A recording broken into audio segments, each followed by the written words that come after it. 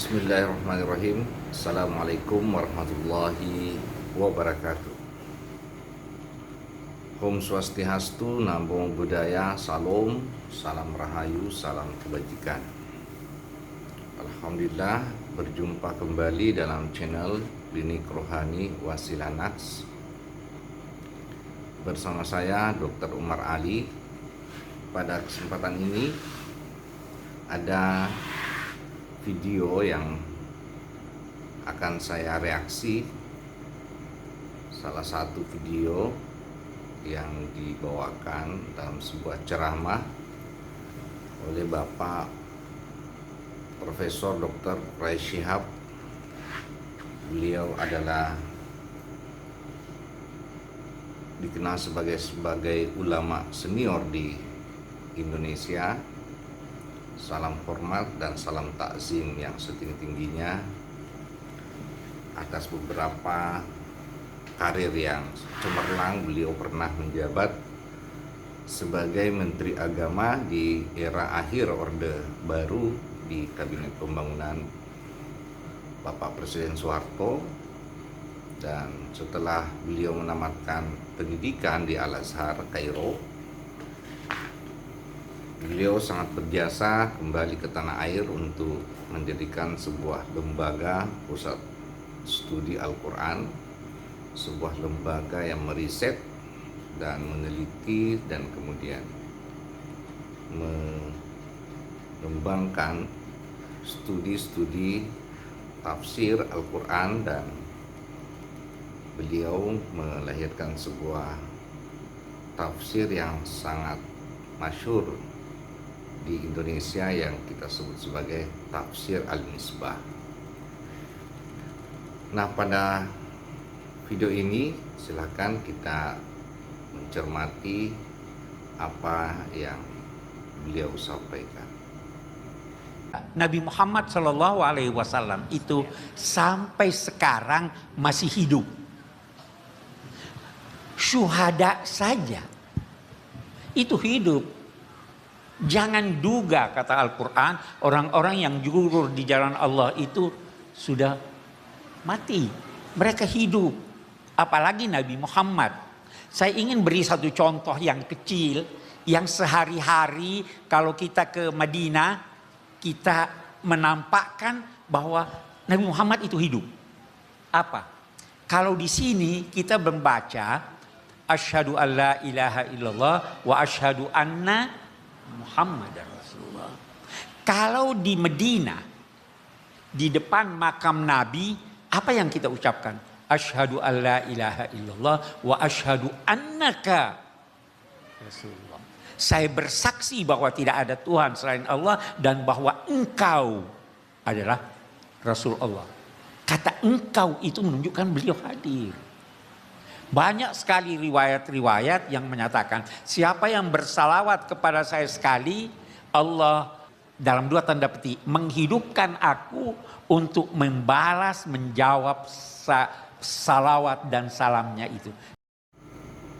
Nah, setelah kita menyimak apa yang beliau ceramahkan, sampaikan di khalayak ramai dalam sebuah stasiun TV ya kalau tidak salah, ada tiga hal yang mendasar yang beliau sampaikan. Yang pertama terkait tentang Nabiullah Muhammad sekarang masih hidup ya, tanda petik.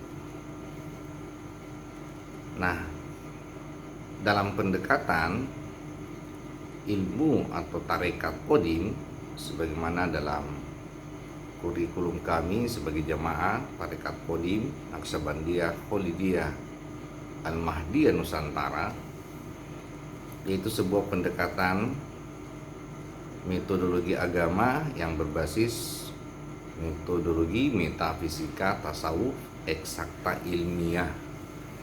Jadi pendekatannya adalah pendekatan ilmiah yang berbasis evidence based, faktual, dan kemudian amalia yang berbasis praktek konkret nyata untuk bisa kita praktekkan. Nah, salah satu yang beliau dakwakan adalah Nabiullah Muhammad masih hidup. dan dengan dasar ya, bahwa jangankan Nabiullah Muhammad, para syuhada pun itu juga masih hidup.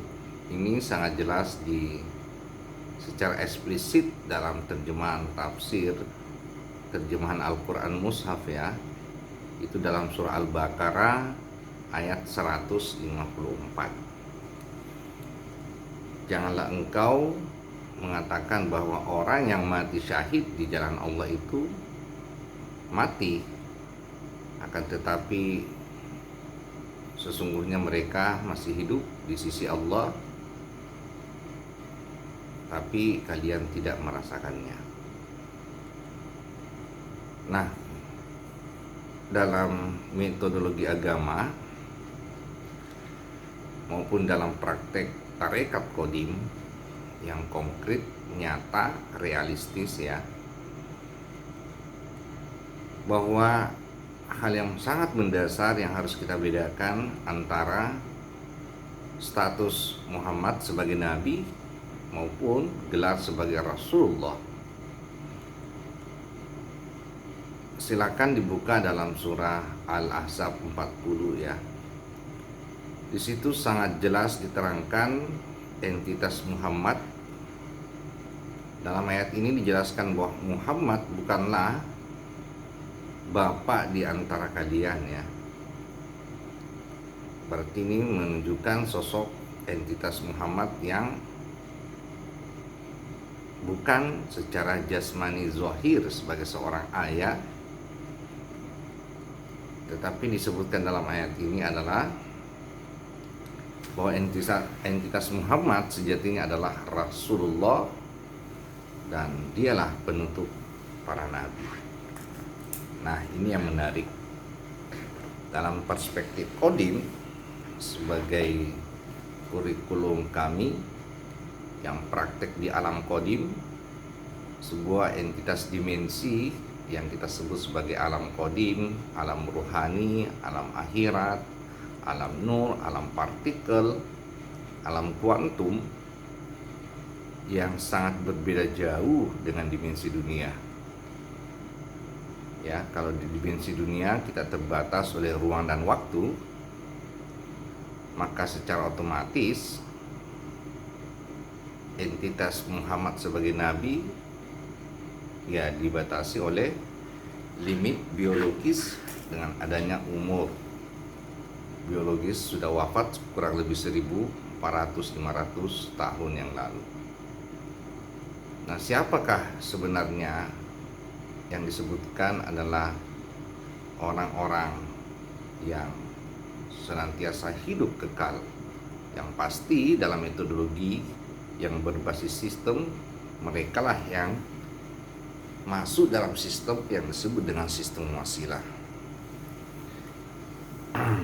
Yang pasti Rasulullah Muhammad, Nabiullah Muhammad adalah dua entitas dalam wujud yang sama, dalam ruang waktu yang sama, di mana dalam sistem wasilah adalah orang-orang yang tersambung dari alam dunia ke alam Qadim, alam baharu ke alam Qadim, yang langsung tersambung dalam kapsul Allah Subhanahu wa ta'ala. Nah, apa yang menjadi karakteristik secara real time, secara faktual, bahwa orang-orang yang bersama dengan Nabi adalah mereka lah orang-orang yang menaati Allah dan Rasulnya. Mereka akan digolongkan atau dikumpulkan bersama orang-orang yang telah diberikan nikmat, sebagaimana di dalam surah An-Nisa 69 ya. Dalam surah An-Nisa 69, mereka lah orang-orang yang mendapat petunjuk yang Siratal Mustaqim, adalah golongan para nabi, karena mereka lah yang berada dalam sistem wasilah, sistem ketersambungan yang pasti tersambung kepada Allah yang maha hidup, yang maha kekal. Logisnya ya pasti mereka akan senantiasa entitas rohaninya masih hidup di alam qadim, di mana di alam qadim inilah tidak ada lagi batas ruang dan waktu. Nah, ini sangat erat hubungan dengan siklus kehidupan sebagaimana para ahli sejarah ya, yang kata-kata bijak yang sering disampaikan bahwa sejarah akan senantiasa berulang. Nah, kalau dalam perspektif mekanika kuantum yang sangat berbeda dengan pendekatan ilmu fisika klasik yang berbasis di alam fisik, alam materi, alam zahir, itu sangat dibatasi oleh ruang dan waktu. Tetapi dalam ilmu mekanika kuantum ini kita sudah memasuki alam cahaya, alam nur, alam partikel, alam kuantum, di mana hampir semua para fisikawan kuantum bahwa ternyata ruang waktu di alam partikel itu runtuh dengan adanya pembuktian teori oleh ilmuwan-ilmuwan fisika kuantum. Nah, inilah yang menjadi landasan utama kenapa mereka itu masih hidup di sisi Allah Subhanahu wa taala, karena masih dalam sistem wasilah yang ketersambungan antara Allah, Rasulullah Muhammad, dan kemudian Nabiullah Muhammad. Ini yang dikiaskan dalam di awal pembuka Al-Fatihah, Al-Baqarah, kitab yang tidak ada keraguan sedikit pun. Itulah kitab Alif Lam Mim yang berada dalam sistem wasilah yang dalam agama Nasrani disebut sebagai sistem Trinitas. Maka pada reaksi pertama ini yang dimaksud dengan orang yang senantiasa berkekalan, yang tidak pernah mati, adalah jiwa-jiwa yang rohaninya sudah mencapai arwahul muqaddasah, yang sudah terinduksi dengan sistem wasilah. Makanya di setiap waktu, di setiap zaman, yang mewarisi rohani Rasulullah adalah mereka manusia-manusia pilihan yang disebut sebagai al-ulama warasatul anbiya. Jadi yang hidup hari ini di zaman ini adalah manusia utusan juga, yang tapi tidak disebutkan sebagai Nabi Muhammad, tetapi disebut sebagai pewaris Nabi yang mewarisi arwahul muqaddasah. Nah, yang mencolok yang bisa kita lihat ya, dalam lanjutan ceramah tadi disebutkan bahwa di Madinah ya, bagaimana secara faktual orang-orang yang berkunjung ke sana di hadapan kuburan Nabi di Madinah, di Masjid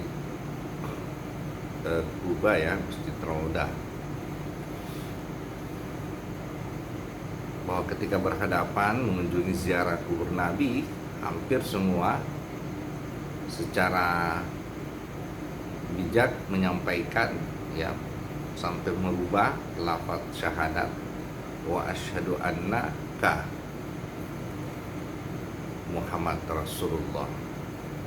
Ini terjadi perubahan lafaz syahadat yang untuk menegaskan bahwa seolah-olah Rasulullah Nabi Muhammad itu masih ada hidup di dunia ini, dan seolah-olah itu masih ada di sekitar kita.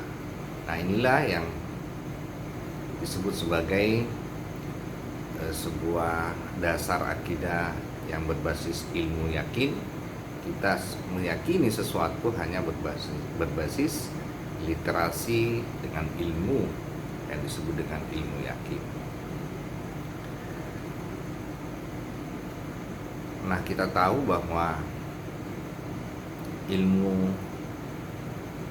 hampir semua bermuara dari hasil olahan pikiran dan akal ya.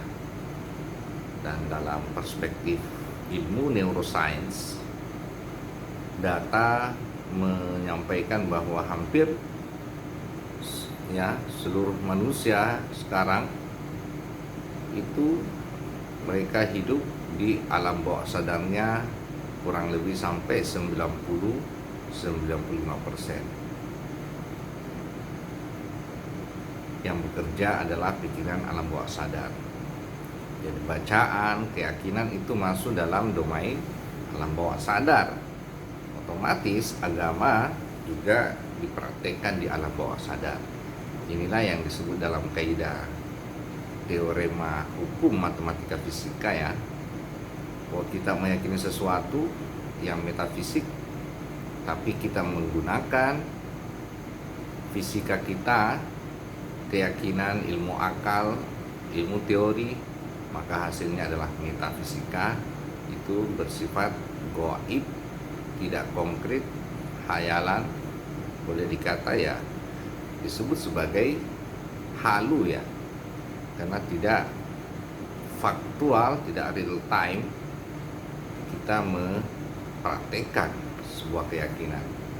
Nah, inilah dalam tarekat Qadim yang disebut sebagai praktek secara real time atau hakul yakin, karena semua entitas metafisika kita praktekkan dengan entitas rohani sebagai entitas metafisika, sehingga berlaku formula tadi metafisika kali metafisika hasilnya adalah fisika real, konkret, karena semua variabel metafisika dalam agama itu wujud konkret, real,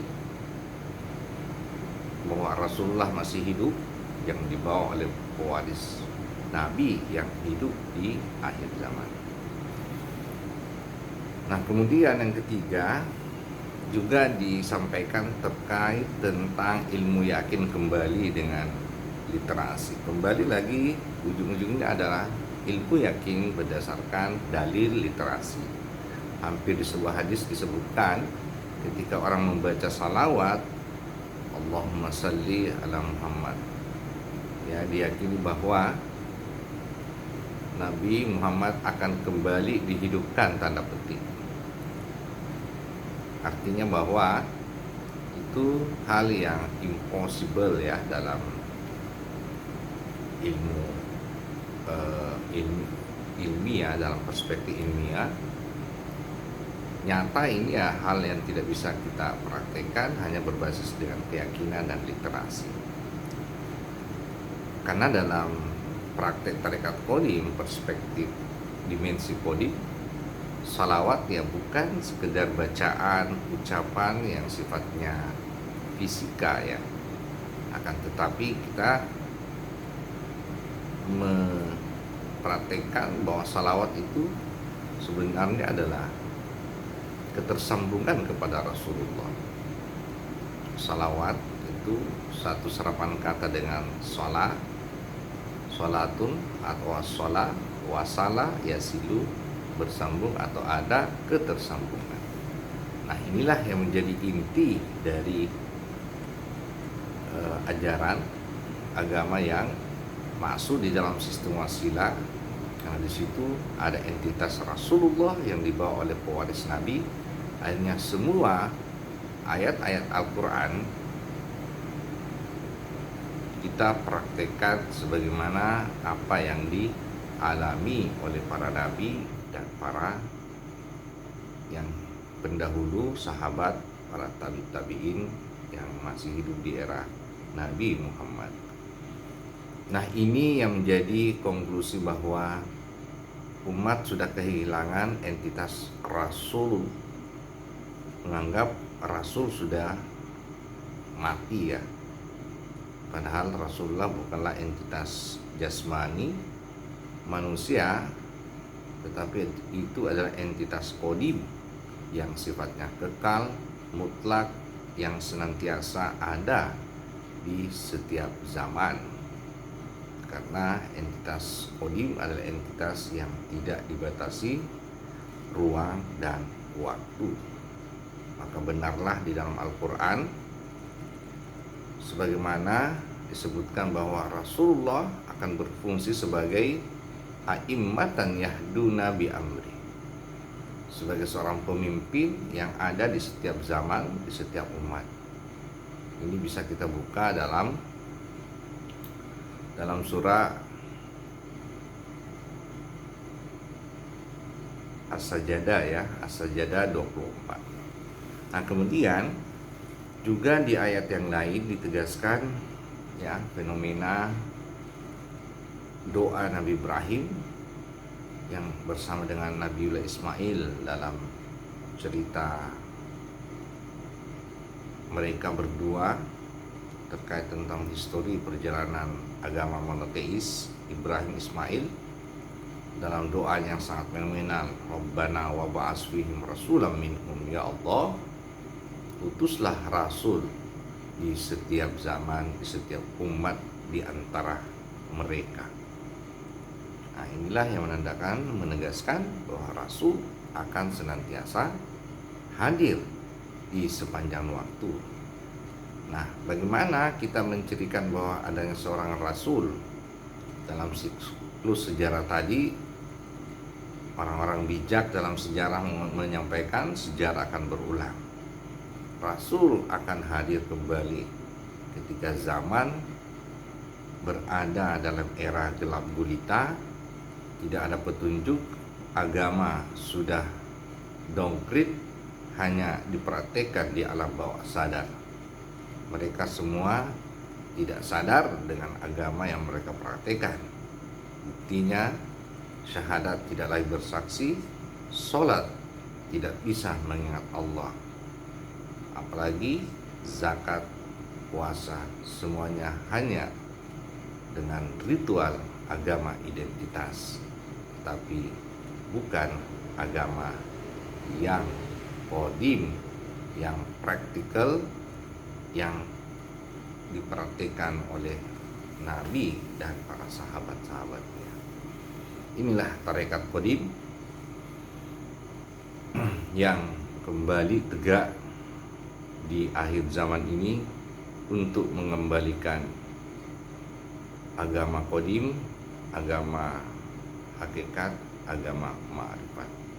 Maka betullah dalam metodologi agama bertemunya gaya syariat dengan kembalinya gaya hakikat melalui sebuah metodologi tarekat, maka kembalilah agama sebagai agama yang ma'rifat, bukan lagi agama yang hayalan, serba metafisik, tapi ini ada agama qadim, agama yang konkret, fisika dari pertemuan metafisika dan metafisika, praktek ruh di alam ruhani yang berada dalam sistem wasilah. Semoga ini mencerahkan. Mohon maaf bila ada kata dan kalimat yang tidak berkenaan. Terima kasih Yang Mulia Tuan Guru Mursyid yang senantiasa berkenaan syafaat dan ridhonya. Ilahi anta maksudi wa ridho matlubi. Assalamualaikum warahmatullahi wabarakatuh.